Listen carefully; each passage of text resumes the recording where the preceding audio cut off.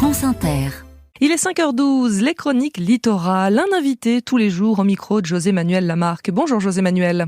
Bonjour Mathilde Munoz. Vous allez nous raconter la vraie histoire des corsaires. Un ouvrage de Dominique Lebrun.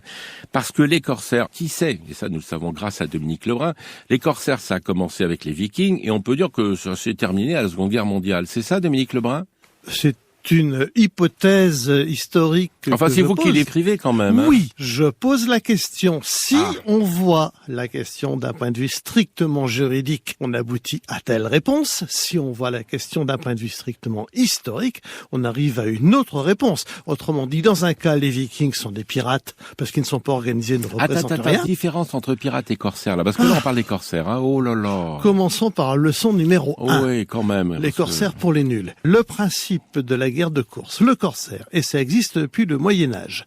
Le corsaire est un civil qui reçoit une accréditation de son gouvernement pour attaquer ou avoir le droit de se défendre des bâtiments d'un pays contre lequel son royaume ou sa nation est en guerre. Oui, et puis le pirate, il n'a pas de chef. Le pirate, il n'a aucun chef, il est entièrement libre. La différence quand un est capturé, c'est qu'il est pendu tout de suite, c'est le pirate. L'autre est un prisonnier de guerre, c'est le corsaire.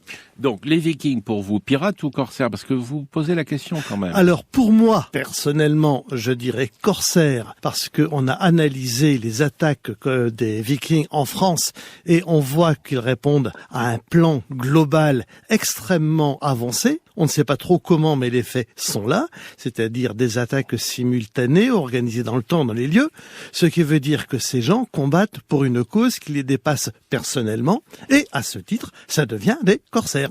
Voilà. Alors, les corsaires français, c'est essentiellement Saint-Malo. Bon, sauf Jean Bart, parce que lui, c'est un Dunkerquois, mais enfin, il y en a pas mal de Malouins.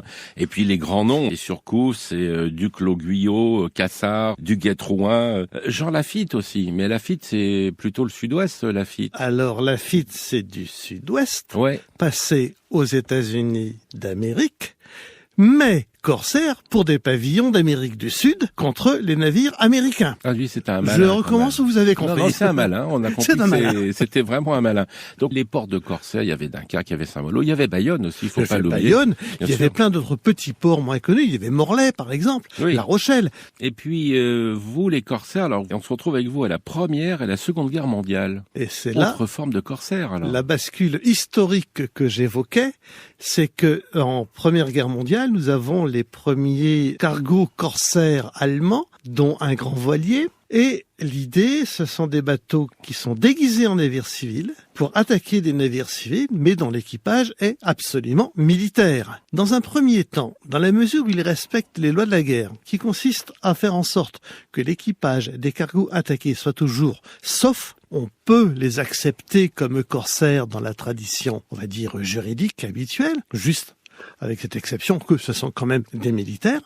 Mais lorsque on arrive à des sous-marins qui attaquent des navires civils, les fameux U-boats, qui mettent leurs équipages sur des embarcations de sauvetage, si c'est près de la côte, pourquoi pas, si c'est plus loin, ça devient problématique. Et puis après, ça devient, avec la Seconde Guerre mondiale, définitivement problématique, puisqu'on tire sans sommation et à coups de torpille sur des cargos civils qui, certes, transportent du matériel militaire. Et là, on est dans une espèce de trou dans la raquette juridique, mais je ne veux pas admettre comme corsaires les U-boats du Troisième Reich qui ont un comportement de pirates et de tueurs, ça c'est clair.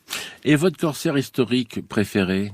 Oh c'est Surcouf, évidemment. C'est toujours Surcouf. Oh oui, c'est un personnage qui est truculent, qui est honnête, qui est drôle, qui est audacieux, qui est tout ce que l'on veut, c'est le héros parfait. J'adore Surcouf. Merci à vous Dominique Lebrun. La vraie histoire des corsaires est éditée chez Talendier. À demain Mathilde Munoz. À demain José-Manuel Lamarque.